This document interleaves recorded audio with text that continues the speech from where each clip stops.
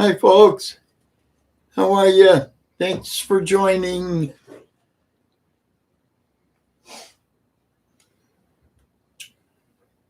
All right.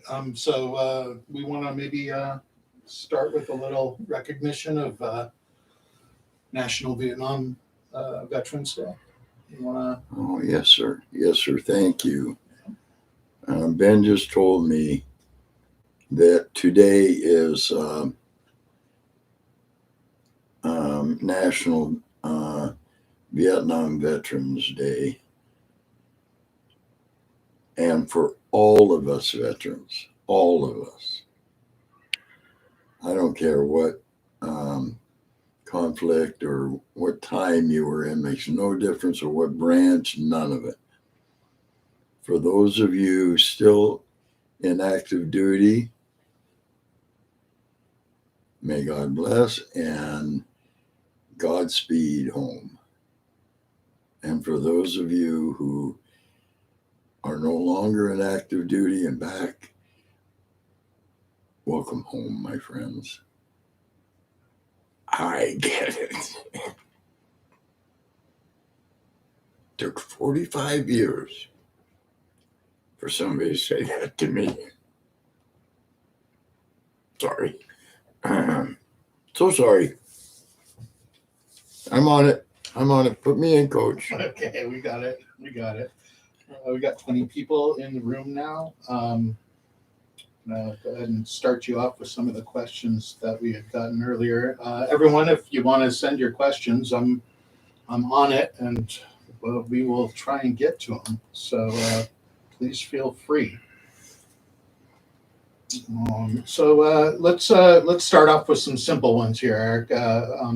There's a lot of people actually who've asked. They want to know what brand of tobacco you smoke in your pipe. So let's go ahead and start there with these easy ones, and we'll get into some deeper stuff soon.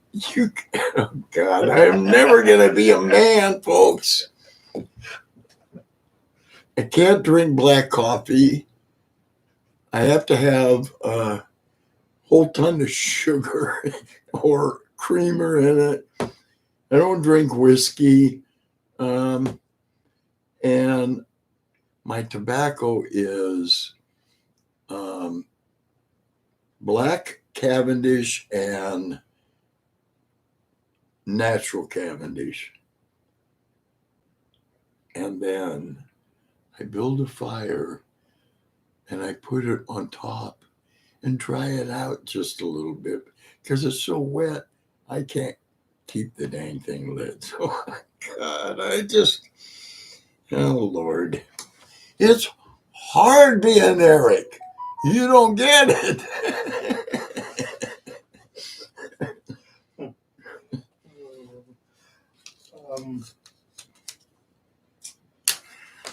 All right, Steve Vet 8121 asks, I know Eric has been involved in many woodworking projects and restorations over the years. I was wondering if he has a favorite and why.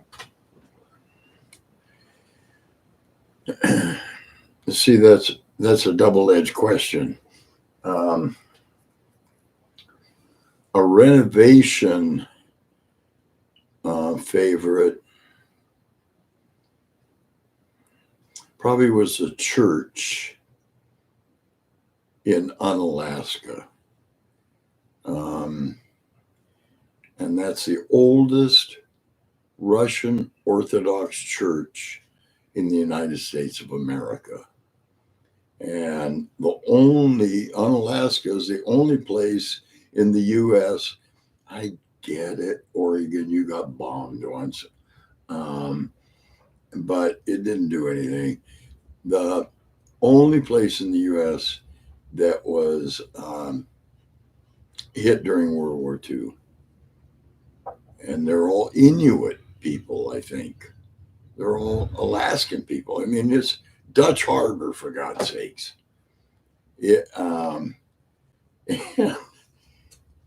And that job was for the federal government. It was the Department of Interior. The Department of Interior.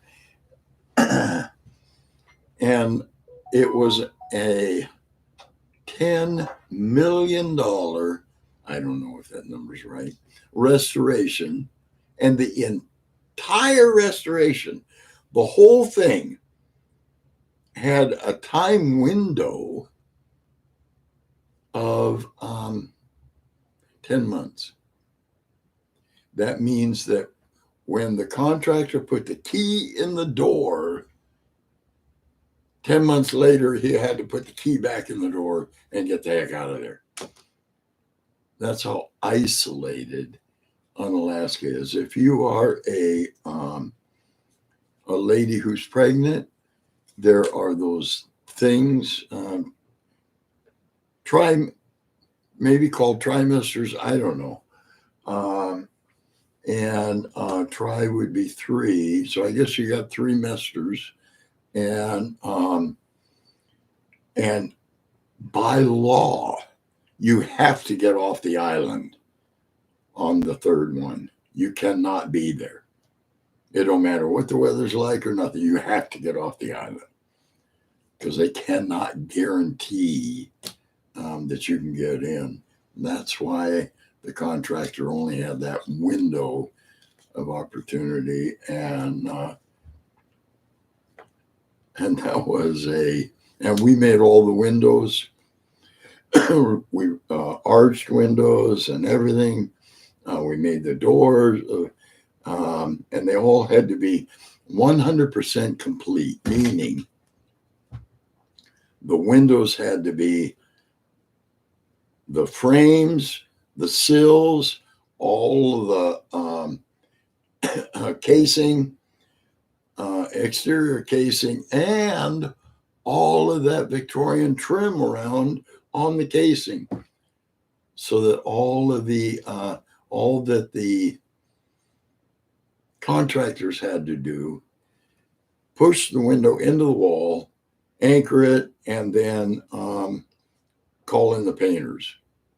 We're done. We're out of here. You see, that was, and it was fun for me to try and figure out how we're going to do this and still relate to the timing. However, oh geez, I'm talking too long, Ben. I got to tell you, the most fun job, and the job that I will die with a smile on my face. We have been open for tours for, call it 30 years. It doesn't matter. And we had a little boy and his mom come down. Probably in 1st grade, like that little of a boy. And he was a special little kid. And I gave him a little walk around and a little tour. And all of a sudden he says to me, Mr. Hollemek. Yes, sir. Can you make a Tyrannosaurus Rex? So I'm pretty brilliant. I'm a smart guy. And I said, well, sure, I can do it. Can you draw it? You draw it. You get me the drawing and I can do this. No problem at all. That was going to be the end of it. That was the end of the conversation. I'd made him happy. Everything was happy. Well, 2 weeks later, we get in the mail a handwritten letter. It said, Mr. H, because he couldn't spell Hollenbeck. I mean, hell, I can barely. Mr. H at the mill. That's all it said. And a stamp on it. God bless that was a cat just jumped up. Why'd the screen wiggle? God bless the post office. They got it here. And I opened it up, and here's a picture picture that he has drawn out. And it says, this is what it looks like. And it's got little arms. It didn't say that, but a picture of little arms. He had arrows saying arms move here. He showed me where the pivot point was.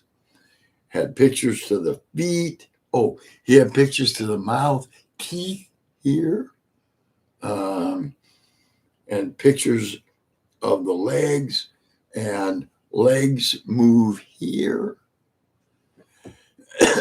So out of a piece of oak, I made him that. And I made arms move here.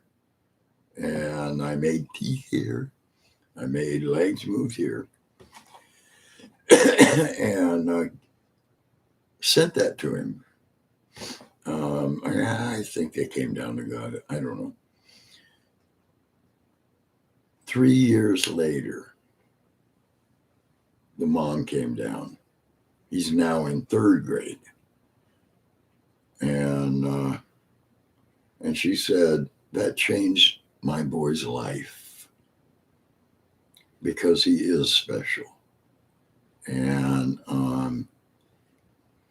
but when he was always ragged on, but when he took for show and tell to the classroom, he would walk around to every table. They couldn't touch it, but he'd show them how the legs moved here, and the arms moved here and legs moved here, and see the teeth. And he has done that for 3 years now.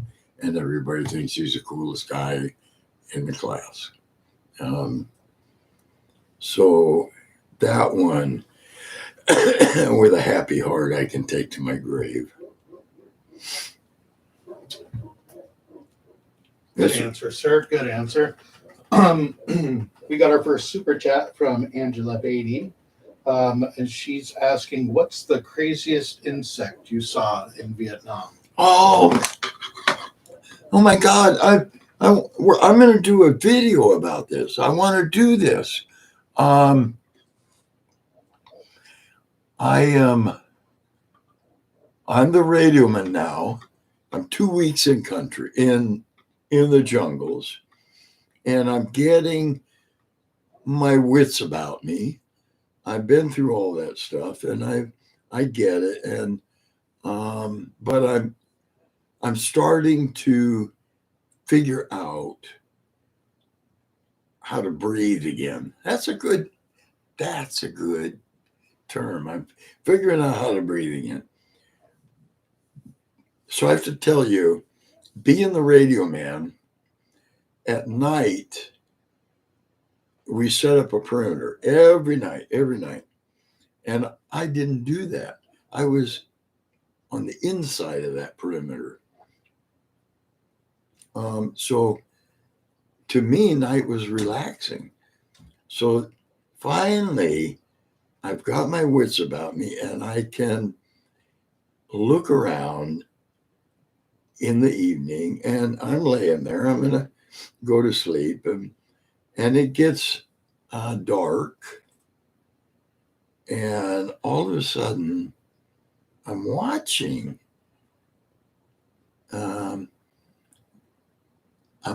the forest around me. And there are things that are glowing, giving off light. That I can see them. They're right there. I don't know if they're alive or they're old. And the light was funny, kind of greenish. I don't know. It wasn't green, but it wasn't yellow. It wasn't nothing. They just gave off this glow. And then I happened to see, and here it comes. An oak leaf. Everybody with me? You know what an oak leaf looks like? Dang it. See, I wanted to do this. Okay. Oak leaf looks like this. See, it's got its little where it used to connect to the tree. It's got that little stem. And there's a little bump on the stem, right? That's what an oak leaf looks like. It connected to the tree, and then it comes out to a point, and then it goes in, it comes out to a point, and then something on the bottom, I don't know, comes out to a point on this side. Well, that thing was glowing. That oak leaf was glowing. And I was looking at it. Yeah, man, this. And all of a sudden, out of nowhere, this part where it connected to the tree with that little bump on it raises up and starts looking around. And these little pointy things, they come down onto the ground. I mean, it's laying there, but they all of a sudden pick the oak leaf up, and this thing starts walking along with this little stem where it connected to the tree in that little bulbous place. He's looking around as the oak leaf is walking away.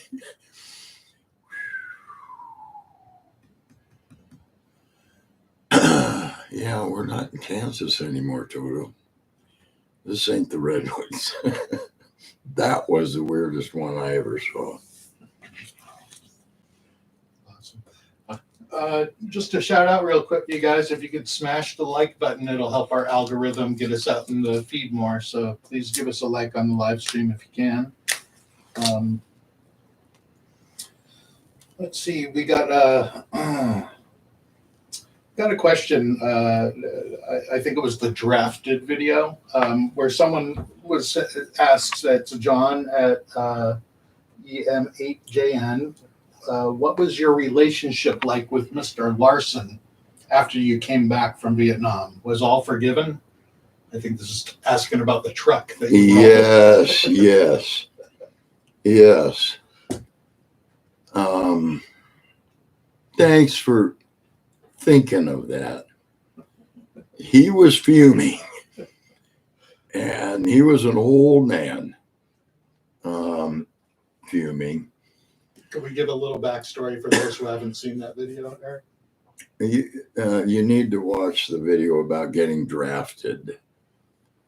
I worked in the woods. I started working in the woods when I was 16. And I worked for Larson and McMillan's surveying crew, and we would survey timber access roads. Real quick, by 17, I had my own crew, 4 guys, and the party chief gave me a truck, and I had to go and do the stuff in the crew. I figured out a shortcut. It was a great shortcut. Everything was wonderful. And this was Oscar's pride and joy. I mean, the company had only owned this truck. I've almost got it. I'm going to tell you. Only owned this truck for 3 or 4 months. And everybody knew don't scratch it. A bright red Power Wagon, Dodge Power Wagon. And I came off the hill and was talking to my friends and my crew, and driving and thinking I could do both at the same time. And you can see where this is going. I rolled the truck at the bottom of the hill, but it rolled up on its feet, and I drove the truck in. No windshield had popped out. Hood, the top is all smashed down. Nobody got hurt. We're all fine. And on the way home to show Oscar what I had done, I swung by my house. Nobody's home, but there's a letter for Eric, for me, on the table from the Army. And I'd just been drafted. I took the truck back to Oscar, and of course, it's the weekend. Of course, he had to be there. There's no other way life could have played this story out. Of course, he was there. And I drive up with this smashed up, bashed up, but not scratched real bad, truck. And he just walked around it real quick, fuming. His Mount Vesuvius. And I couldn't think of anything else to do. So I reached in my pocket and showed him the letter, said I just got drafted, Oscar. And his only comment before he walked away was he looked at it, read it, handed it back to me and said, it's a good thing. After a year and a half in the service, my tour in Vietnam and all of that, I came back. I got home on a Friday. That's wrong. The jury will disregard that statement. I got home on Saturday. I got out Friday night at 1 o'clock in the morning of Oakland.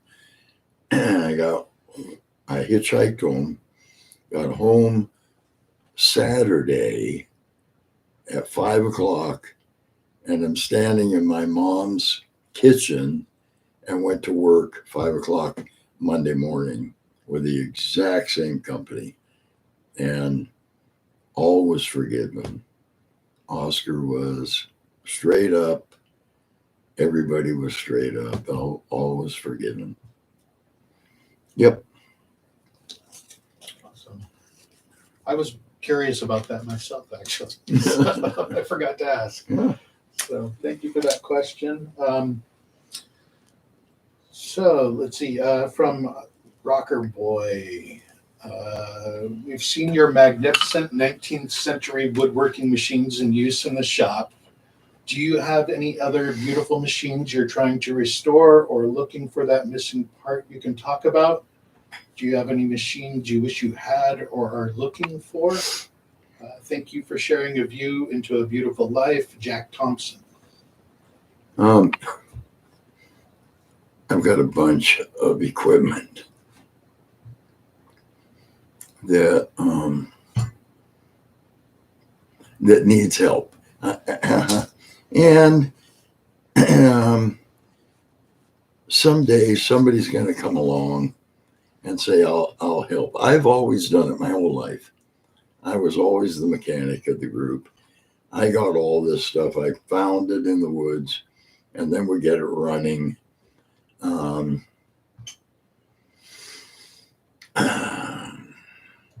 And for some reason, I'm having trouble doing that anymore. I come in, folks, with a whole bag of ambition. 7 o'clock every morning. And I set the damn bag down. And then I spend the rest of the day looking for this bag.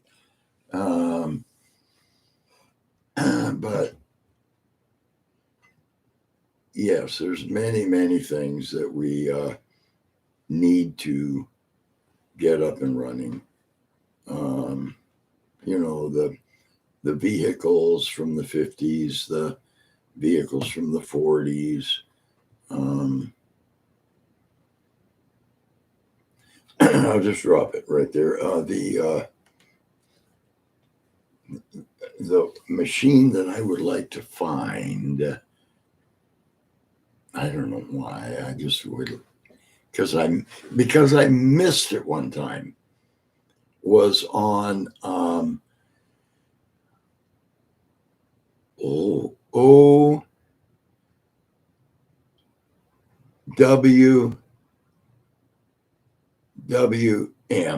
Old Woodworking Machines. It's a website. It's a great website for anybody interested in old machines. And they had a hand crank dowel making machine from the late 1800s, early 1900s. It was $500, and that was more than I could pay for it. But and I've always felt sad and looked for, and as if I'm going to pay for it today. But oh God, you guys, that would be one fun machine for me to get. What else we got, Ben? Gotcha. Actually, just I'm thinking about our videos that are coming up. We did get that the Barnes metal lathe. Yeah.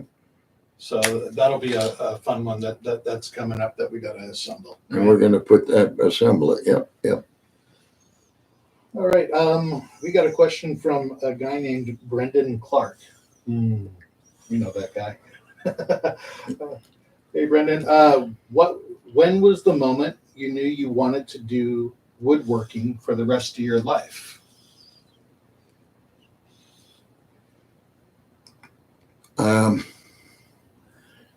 I didn't.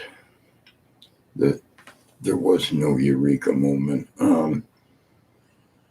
I told you that I came home. I went right back to work again. The house, Mom's house, was 4 months in arrears, and the bank was holding off because they knew I was coming home. So I made good money in the woods, surveying and working on the timber crews. I made good money. So in a year and a half, I got all that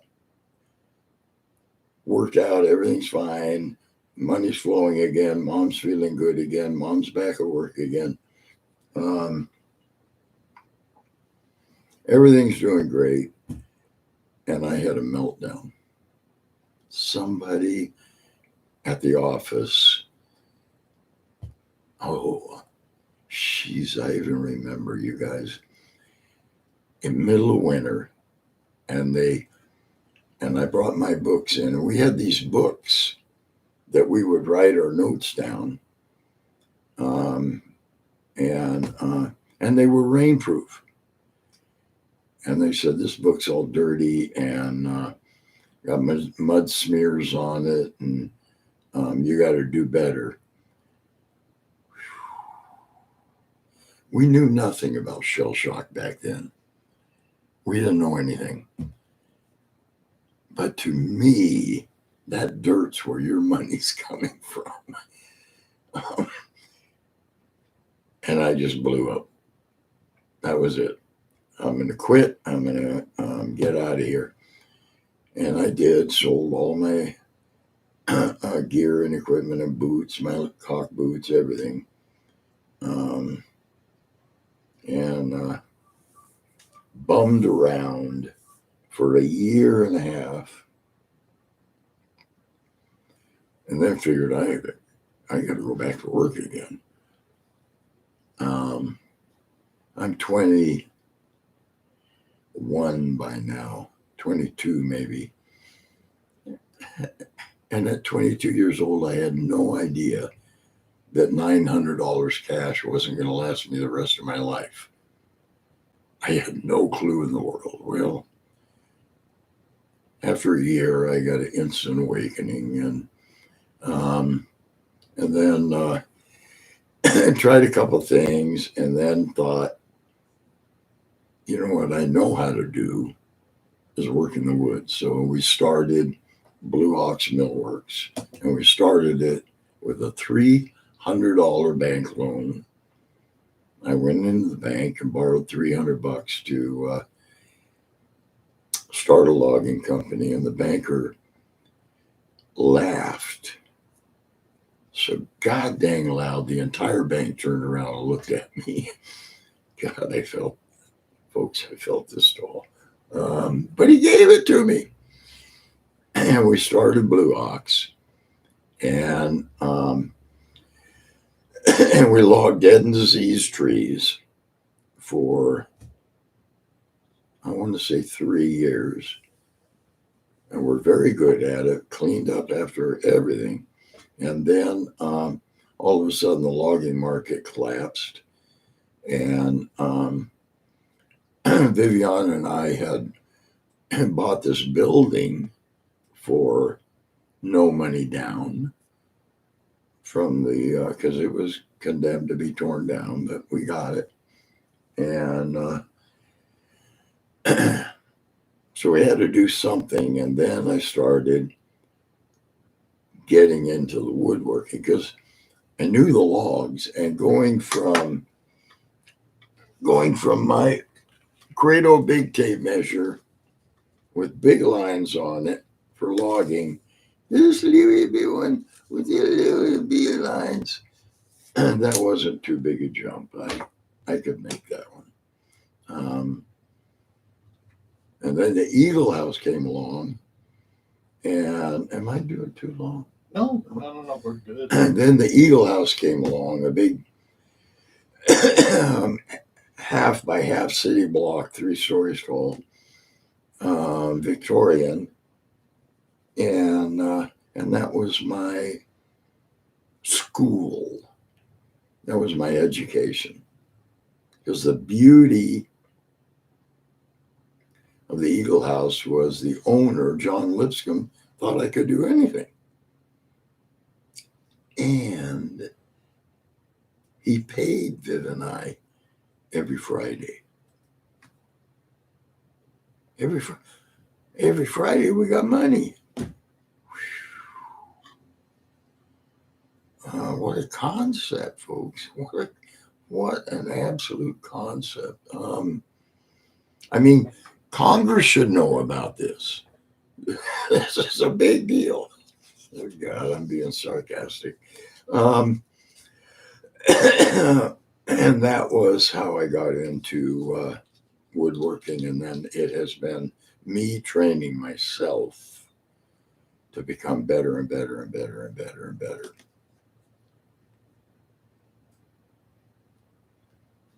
Okay. Excellent, sir. Yes. By the way, your niece Katie says hi. She didn't know that we had a YouTube channel. Your niece Katie. Oh.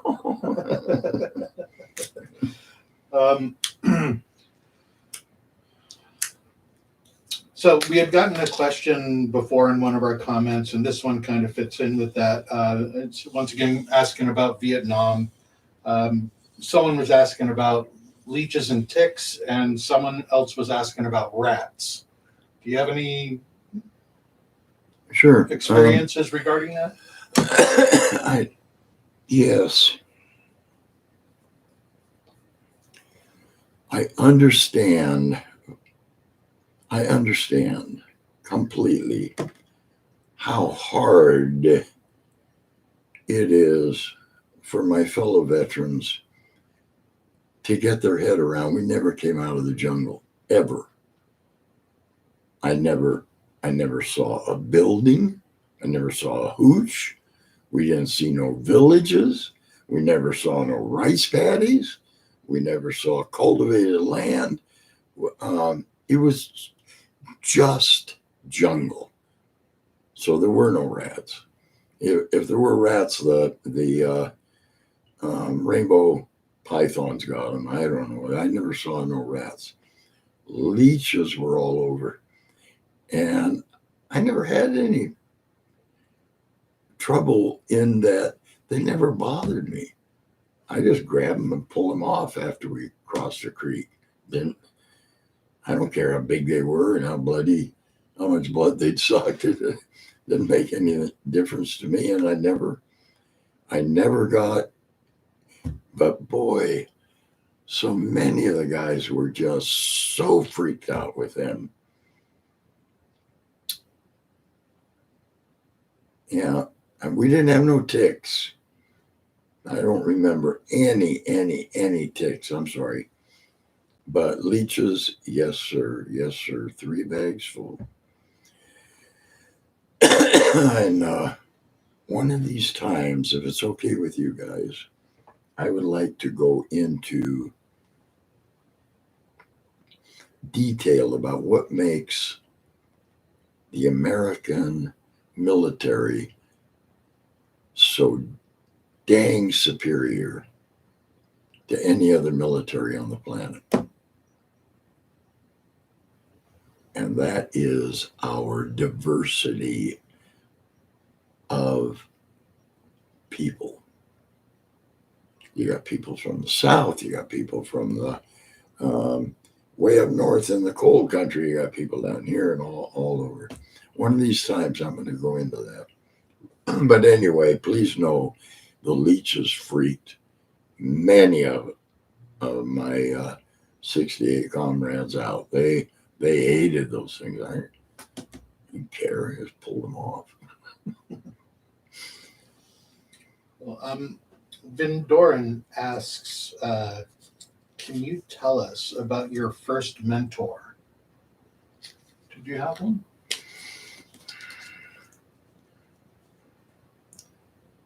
I believe that I would have to say it was my auto shop teacher.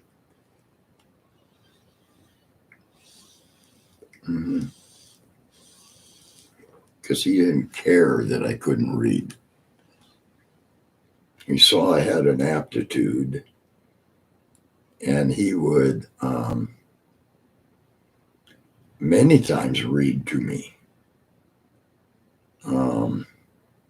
Wouldn't tell me the answers, but he would read to me, and I know what a generator's trying to do. You guys know what a generator's doing? You have a commutator. No, that's wrong. That's an alternator. You have a armature. It's full of windings, electrical windings, and you're spinning it around these magnets. And the thing that's spinning it, of course, is the engine. Spinning it around these magnets. Well, as you make and break a magnetic force, you induce current into the little commutator in the back, and that's got brushes sticking out, touching the commutator. Current's going, and that's how you're generating electricity. I could follow that. I just couldn't read the words for it. I understood completely. Yeah, I think he was my first real mentor. M. Jones has a question. Could you tell the difference in the NVA and the Viet Cong? Some people just don't realize there were one enemy but two very different foes. Thank you. Thank you, my dear. It was that a lady?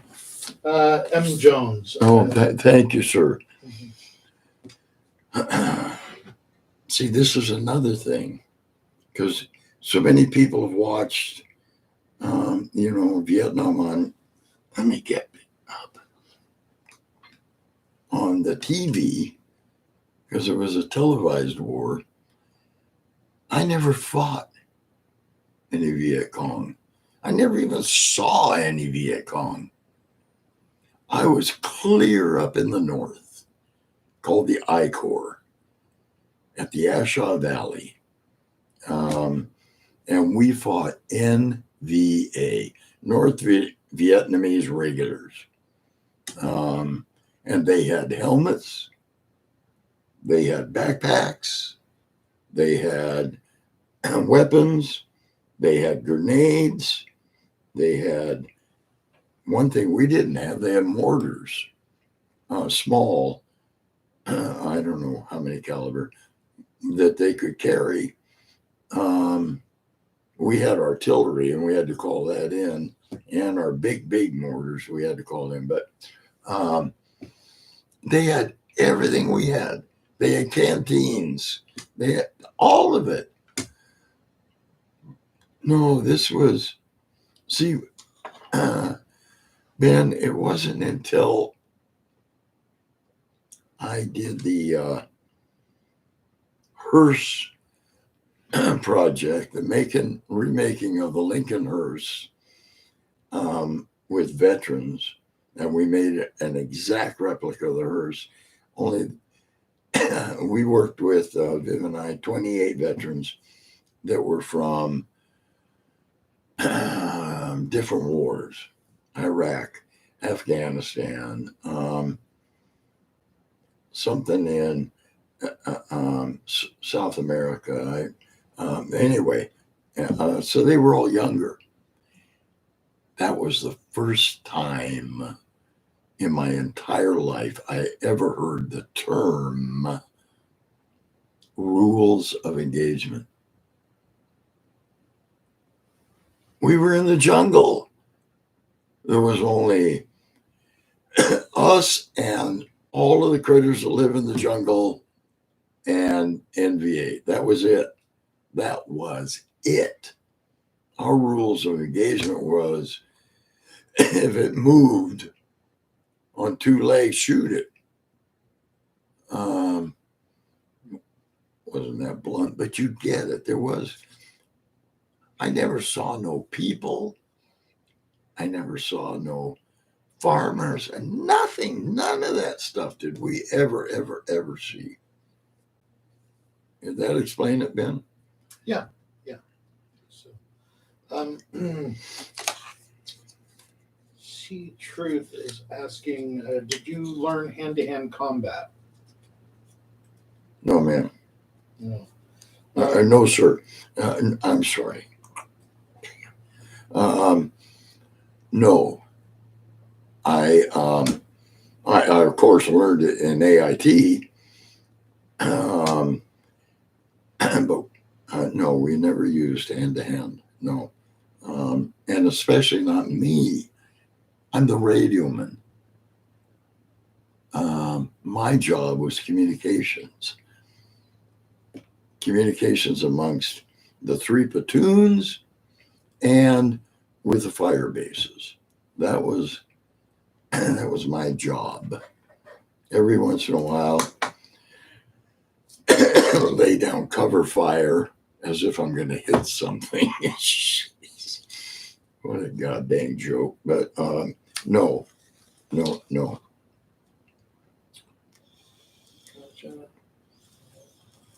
Page just shut down. Okay, Patriot Demers 1776 is asking any experience with Agent Orange. They had a family member that his unit got hit with it.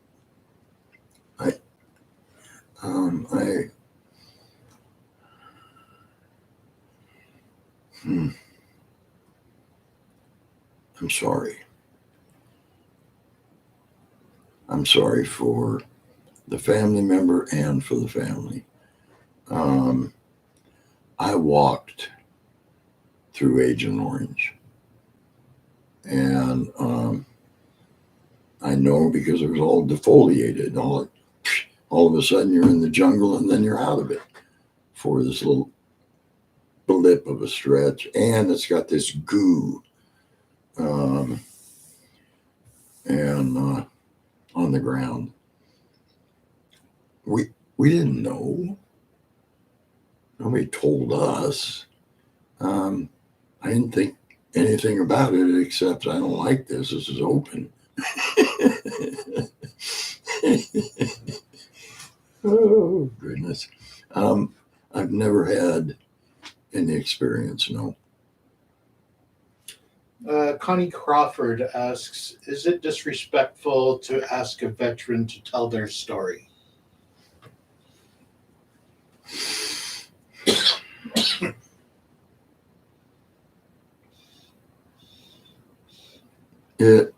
I'm so sorry.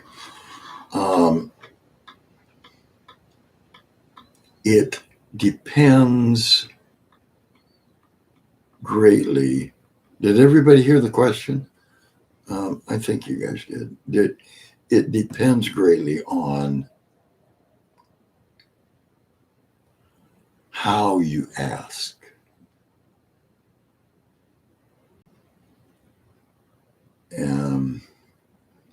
Boy, I've talked to so many shrinks in the last 15 years. And half of them want to hear blood and guts and gore. I ain't going there, folks. I ain't gonna do that. I've been there. I don't need to do that. But if you ask, what was it like?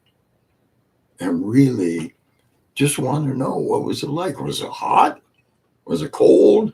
Was it rainy? Did it smell funny? I mean, you don't have to ask all those, but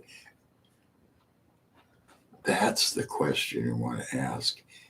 And then allow the person to open up. Allow that to happen over time. I hope that helps. Yes, sir. Dennis Mecco asks, where did you do basic training and what armament were you trained on? I did basic training in Fort Lewis, Washington.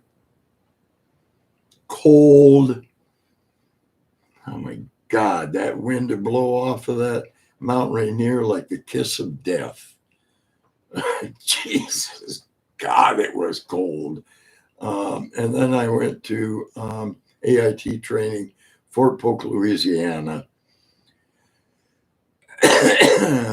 And I was not, my MOS was just grunt. That's all. So I trained on all of the small arms, including the M79, Willard's M79. I shot one of those. And I dropped a round down a mortar tube one time, a little one that we never even had anyway. It doesn't matter. I've thrown grenades, thrown smoke grenades, set off smoke grenades. I set off lots of smoke grenades in Vietnam. So I'm glad for that training. And I was never, ever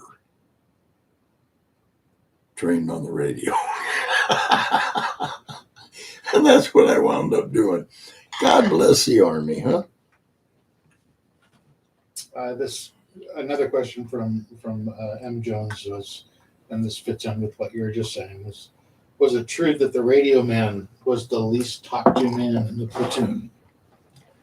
Nobody talked to me. I hope you guys can hear the questions. Yeah, nobody talked to me, including because I'm the radioman. You don't want to be anywhere around me. As we moved every day, there would be a line of us, and then this gap, and then Eric, and this gap, and then Sergeant Baldwin back here. He didn't even want to be around me. Oh, God. I felt like I had cooties. Actually, see, Sergeant Baldwin and he and I, we slept together every night. We were married, as close as you could be, and not, you know what I'm saying. If he was going to take a leak, I had to take a leak.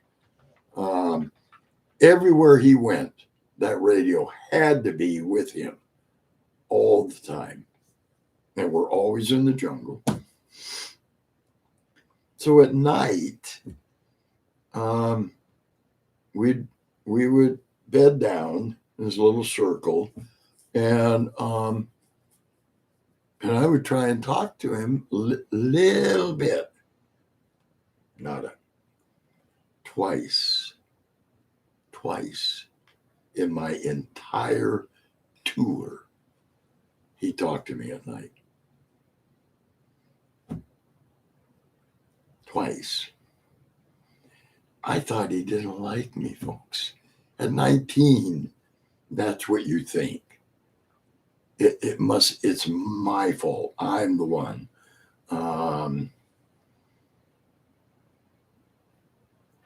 It turns out I learned 45 years later, he had lost 4 radiomen just before me. He didn't want to get tight. He did not want to know my name. He had to know my name, of course. 25 or Charlie. No, 25 or Holly. 25 Charlie was my call sign. So I was either to him 25 or Holly. But he did not want to get tight. Only I surprised him and made it. Which we're all grateful for, Eric.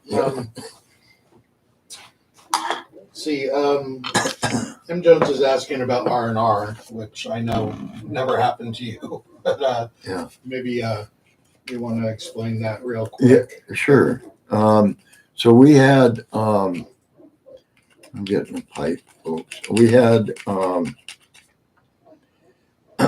12 months of duty in whatever we did. And after 6 months, you were given a week. Let's say it was a week. I have no idea. I never took one. It was R&R, and you could go to places like Short Round went to Bangkok.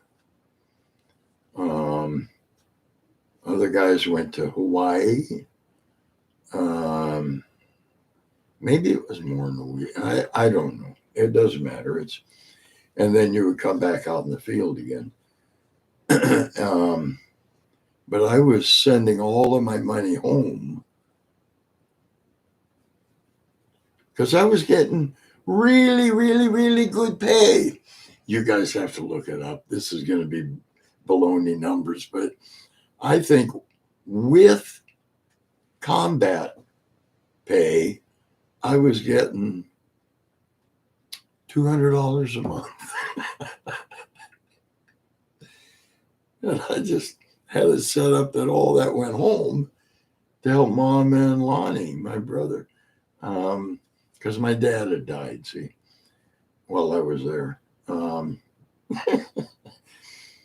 And twice. So I never took R&R, never went no place. Twice,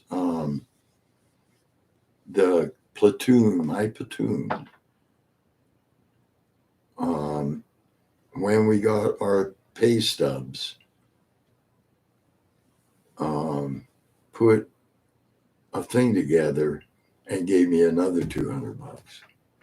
Out of those 20 guys, each one donated something, and 150 or $100, whatever it was. And I got to send a little more money home that that turnaround. So, but anyway, that's a rabbit. I chased a rabbit. Sorry, folks. Let's see. Austin Fascio, I think is how you pronounce it. He's asking about where can I buy a copy of your book and have it signed?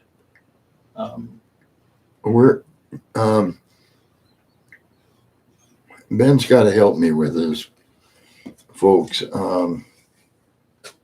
Yeah, if I can chime in, we're about to do a Kickstarter fundraiser for our podcast studio. We're going to be starting a podcast soon, and we need to build a bit of a studio here and keep Tales from the Ox going. So One of the perks that we're going to offer in the Kickstarter is signed copies of Eric's book.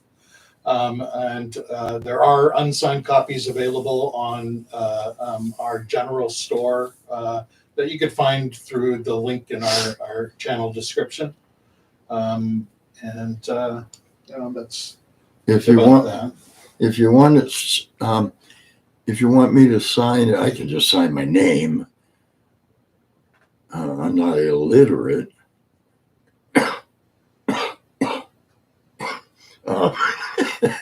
was a joke, folks. But if you would like me to sign it to you, when you buy it, if you can tell, and you have to write it all out for me so I can copy who you want it signed to. When you buy from the Blue Ox General Store, I sign all of those books. Can I tell you guys something? There are two books. One was written by Dan Brett, and it's a wonderful book about craftsmanship and stuff, and how you make windows, how you make doors, and all of that stuff illustrated. And the other one is a book that I wrote, me, called Uncle Sam's Tour Guide to Southeast Asia. And it's a chronicle of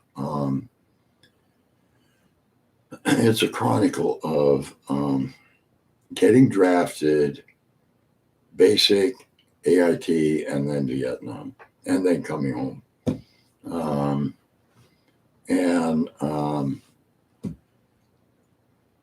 It's written in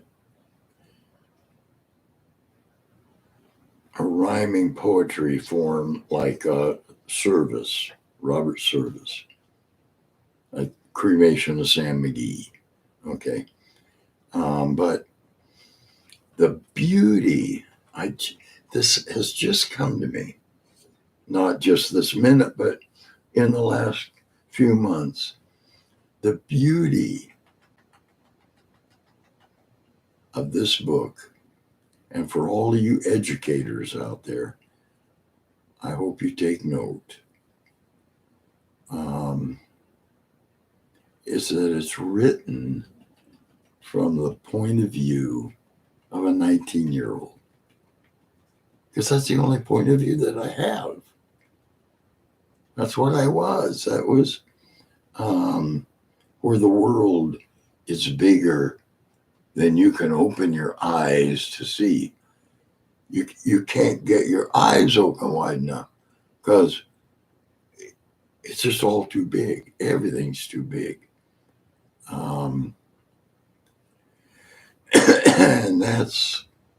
And there's no swear words in it.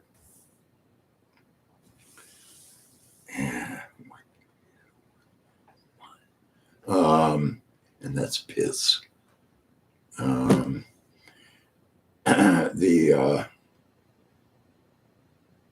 There's no blood and guts and gore. I had a wonderful lady buy the book and from London, and she said this is the most marvelous rendition of what it's like that I could have read, because you took us right up to the edge of the cliff and never pushed us off. We knew what the next stanza was. We're not stupid, the reader, but you never did that. And I would throw the gauntlet down to you educators, for younger people. If you're ever,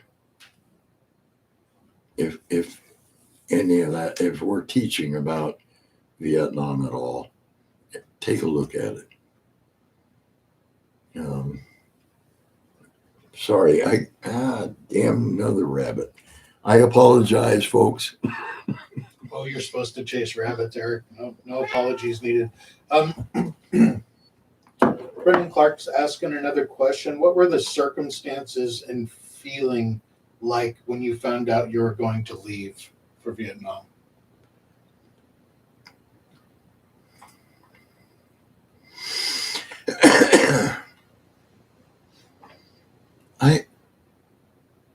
I had grown up working. I was just told things to do. Vivian and I have been married 48 years. Any idea how we've done that? I only got one stripe. Everybody, including Viviana, outranks me so far. Everybody in the world.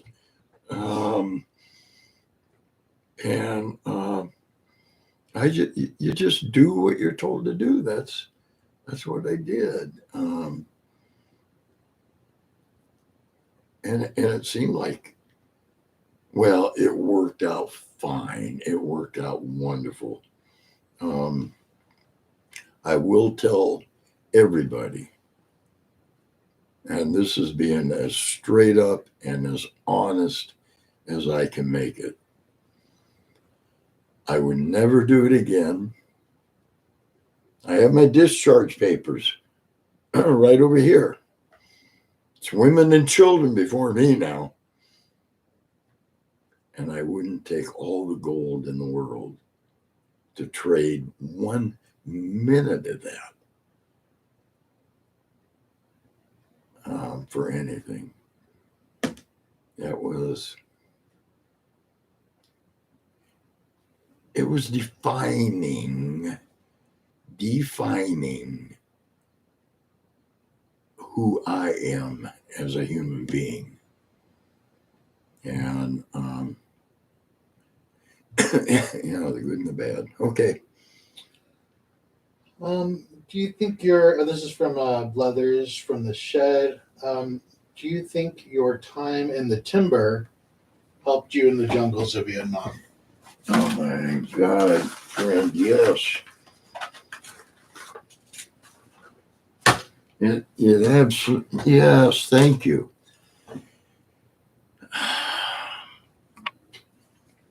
We, this rabbit's going to get back around. Okay. I told you, and whether you guys and girls want to believe it or not, it's true. We were the entire time in the jungle. It was an experiment by the military. I'm sure for many, many reasons. They didn't have the manpower. There was an experiment. How long can we keep a force in combat and they stay an effective fighting force?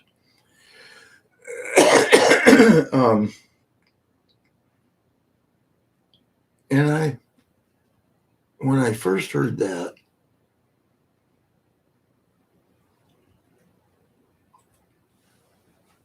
10, 15 years after getting out, my immediate reaction was anger. A step beyond anger. Not quite postal, a step beyond anger. And after counseling, and I want to sometime tell you guys and gals about counseling in case you're going to ever go to it. It dawned on me, wait a minute, why not me? Why not me? Why would I ask somebody else to do that? I was tough. I had been in the woods for 2 years already. I was stupid as a goat. I had all of the attributes. Why not me? Why would I ask somebody else to do that? No, I didn't get dealt no bad hand. I didn't get dealt no low card. No, it was perfect. I was the one of the hour, not one, but you. Uh-huh. You know what I'm saying? So,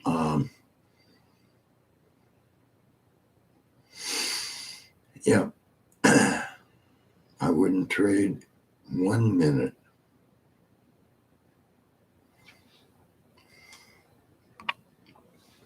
No. Okay. Keanu 605 says, as a veteran service officer, I hope you're getting your VA benefits. Thank you for your service. Let's see. Do you need another Screaming Eagles coffee cup? That's asked by Rich Bajorquez Davia. Uh-huh.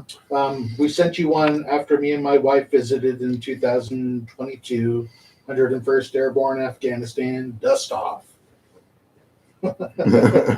Think we still got it, right? Yep, I do. All right. Just as a side note, Eric, let's I'm gonna turn to this real quick.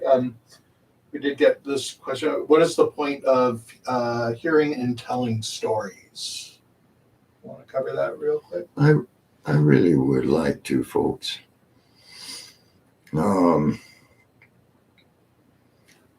This is my question to you. I just pissed Ben off and everything. This is what's the point of this? The real point.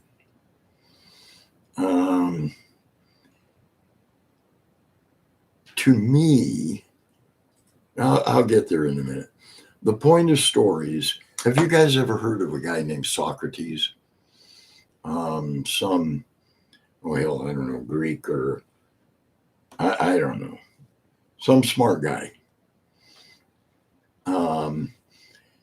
He hated the written language.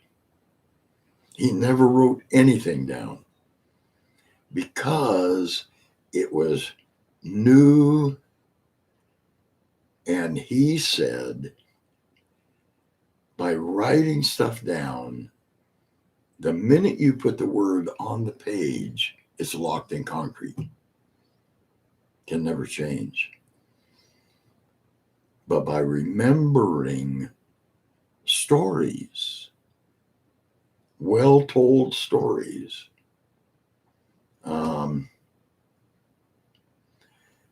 over the course of time, life doesn't change. What an idiot. Life changes, period. It's in flux, it's moving all the time. Then the storyteller, if they're good, can tweak the stories and bring the stories up to date, because that's what the storytelling, and we've been doing it since cavemen. That's how we communicated and passed on knowledge. Your job, I'm going to tell you what my job in any story is, or any storyteller, the story listener. Your job is to dig in the mine. You're looking for the nugget. And if I did it right, there's a nugget. If the storyteller did it right, there's a nugget. And bear in mind, ask any miner in the world, any one of them, and they will tell you there is a ton of overburden. You got to haul out of the mine and get out. You're looking for that nugget. And where's the nugget in that overburden? And that's the power to me of stories. That's why I had so much trouble with the TV because they had a 26-minute wall you couldn't get across. You could not. 26 minutes per episode. That's it. That's a God law. You can't change it.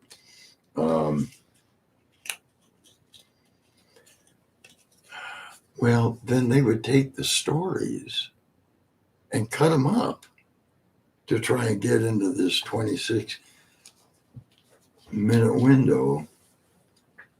And that ain't a story to me. A story to me. And Ben and I have done a wonderful video we're going to bring out. You guys, please watch it. How my mother, I said mother, she hated when I said mom.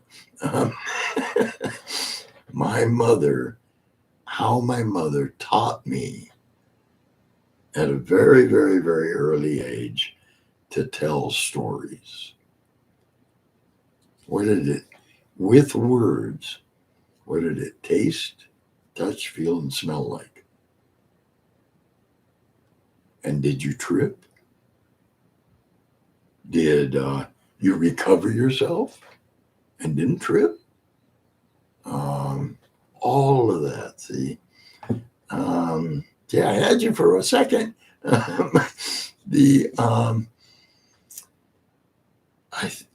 I truly think that by telling stories and you folks truly listening, digging in the mind, looking for that, digging the overburden out, I get it. Looking for the nugget. And it is my intent to get a nugget. And I hope I've done it so far into each of the stories. You know, the Willard story, you guys, the nugget was we hadn't lost our humanity. Either side, not them and not us. We let Willard stagger around and go fall down the hill. And then we open fire again. There's a nugget in every story. And if you guys want me to keep doing this, any financial help, and Ben can tell you how to do that. I don't know, because Viv and I have been paying for this all the way along, and any financial help would be helpful. The reason that I want to do this so badly is because we have a grandson. We also have a granddaughter, and she's 13, and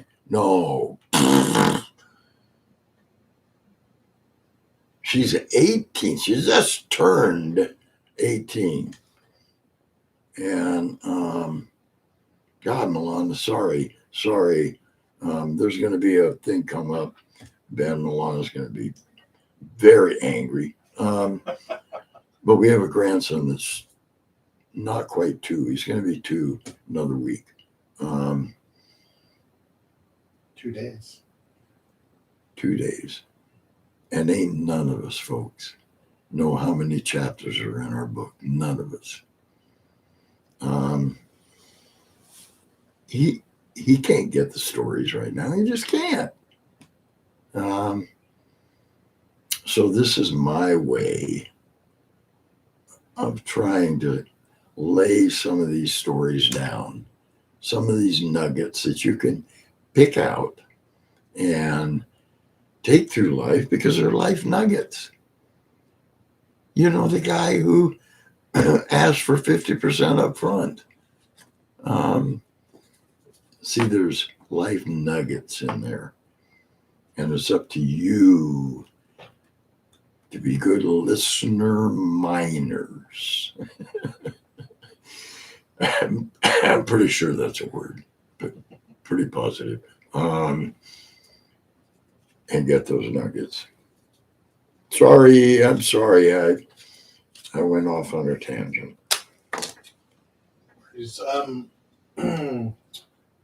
Computer Green, thank you for the super chat. They ask, I heard guys in Vietnam used to chew C4 and get high from it. Was that a thing around you? Is that a myth? I have no idea. I cannot comment on that because I never did it. I never heard nobody doing that ever. I know the radioman in the company cooked with C4, but that was the reason the gunners couldn't cook with it is it burned too goddamn hot, and they were eating sea rations. Well, the hell is burned up pork and beans going to be like? But we, at least me, Eric, couldn't carry the sea rations. They were too heavy. So I traded all my sea rations for Lurps, the freeze-dried ones, and then all I had to do was boil a canteen cup of water. And that C4 burned at, I think, 17 or 1800 degrees. But because there's water on the other side of the canteen cup, it didn't ever burn through the canteen cup, but it would boil the water in 15 seconds, 20 seconds, 20 at the most. I never use enough to burn 30 seconds. No, I didn't do that. 15 seconds. And then we tear the bag open, pour the boiling water in, stir it all up, and you had your dinner. And then after that, I would have sugar a la cocoa. But and that's why I could cook with C4. And I don't know that the gunners could do that. I don't see how you could cook sea rations. I don't see how you could have a small enough. No. I think they had to use those little tablets. So no, I never heard nobody chewing it. Eric, there's a question from Irish. Oh my God. What if you farted? Blow yourself to bits.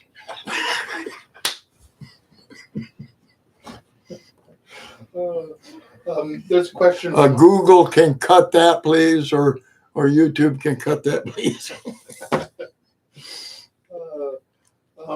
Irish Eagle's asking, do you have any thoughts on the movies Platoon and Thin Red Line?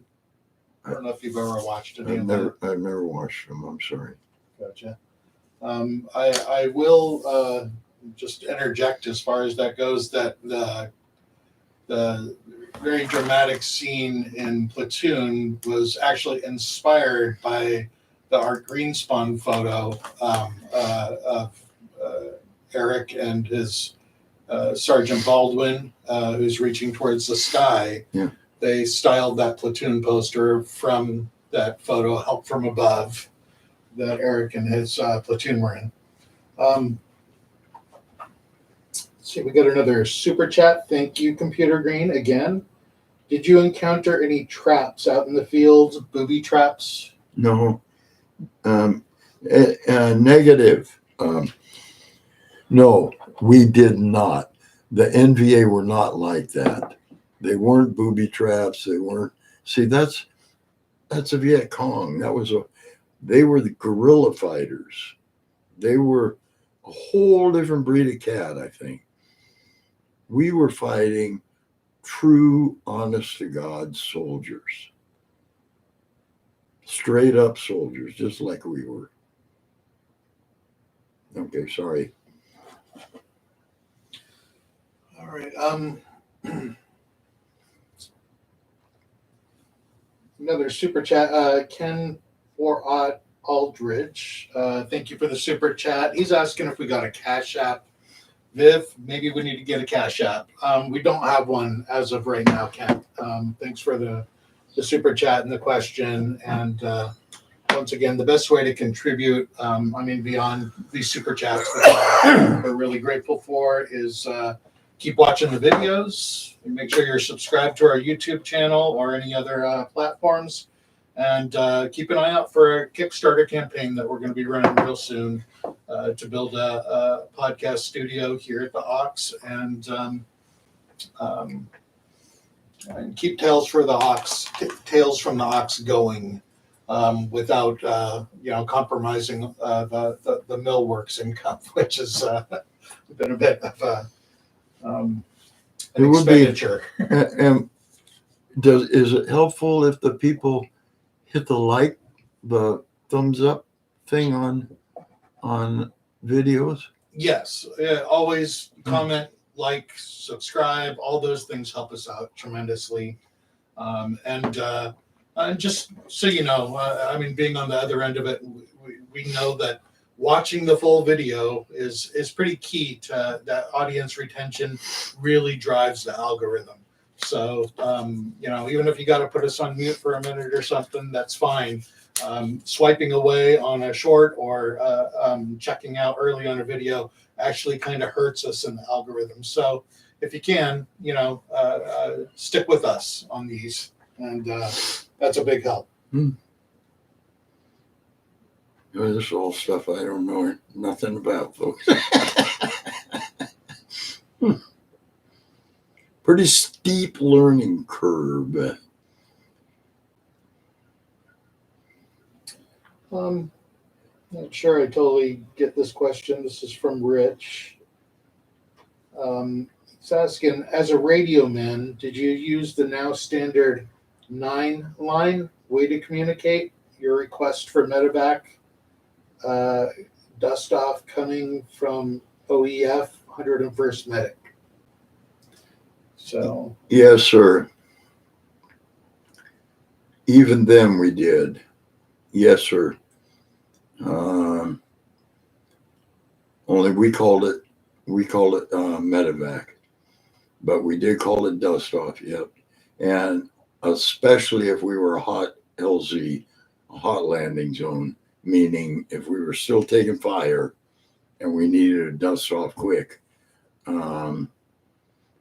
Dust off was the absolute term we used. And then they would either send in a medevac chopper, a Huey, and a gunship or a Cobra. And the gunship was a Huey. And if I'm right, you guys, and you guys got to tell me, you know these things. I think the gunship was a Huey that had been fitted by the Army, not Huey builders, with the rockets and the stuff on it. The Cobra was different. The Cobra had the mini cannon in the front. The Cobra, that was a built gunship. And but I think the gunships that protected the dust offs were built by you guys and gals in support, and God bless you for them. God bless you for every minute you put in. We got more? One just came in. Have you been to the Vietnam Memorial in D.C.?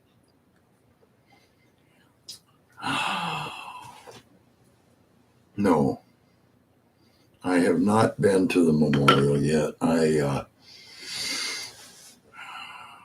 just talked a support guy into going, and he said he didn't deserve it because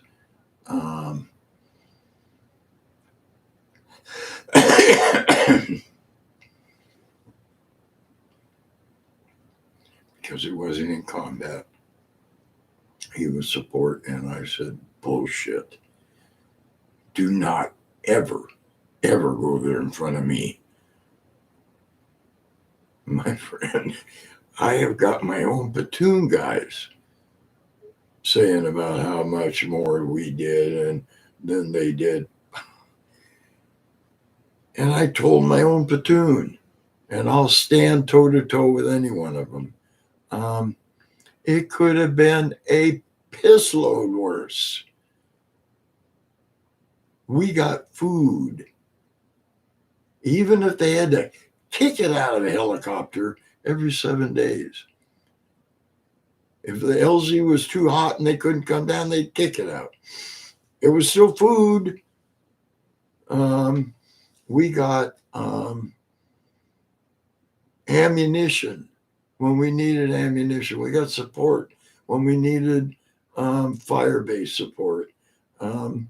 We got air support when we needed air support. Oh my God. It's my machine gunner, second platoon, Chuck, machine gunner, said we were the tip of the spear. But the spear, in order to be a weapon, has to be the entire spear. Can't be just the tip. The tip of the spear isn't going to do nothing. It has to be the entire head of the spear, has to be the whole shaft. Now you've got a weapon. No, you guys and gals that were support, oh my God, God bless every one of you. Clear back to who made the rounds in the United States. Somebody made the rounds that every once in a while I'd poke my head out and go bang, bang, bang. Somebody did that. And the rounds went bang, bang, bang. The medics had, I forget what these bags of, that they could get plasma or what, I don't know what it's called, stuff into you. Somebody had to package that. Somebody had to make the packages, and the packages had to get filled, and somebody had to bring all of that to the country, and then somebody had to figure out how to get all of that to us, not when we needed it. We had to have it all the time because we never knew when we were going to need it. No. That was a tangent I went off on because it is so dear to my heart. So the gentleman I told go has now contacted me 3 times, thanking me for giving him permission to go. One stripe.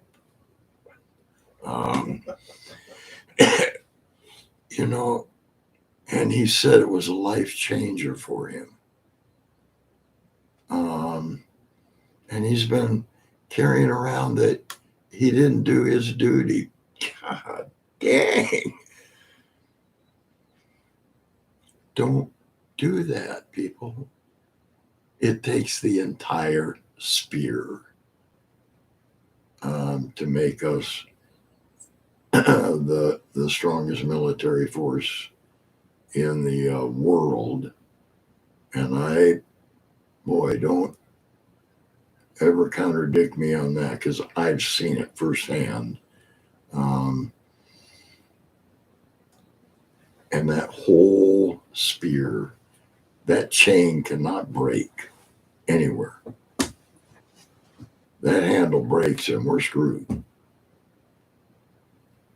You guys, have seen the television footage about a fire base, and the big heavy guns, the cannons are set up, and then a minute later, way out there on a hillside, you can see the round hit. That's where I was. That was us. And we were calling that in, saying, good job, good job. Could you a little faster, please? You know, God dang it. It's all of us. And we were all, yeah, the merchant marines have brought that stuff across the ocean. You know, you can't even get me out on a boat. Um, it, God bless every one of us. God bless every one of us this Veterans Day, this Vietnam Veterans Day. And God bless every one of us for being veterans, period. Any part of that spear. Because we've done it, folks. God bless you and welcome home.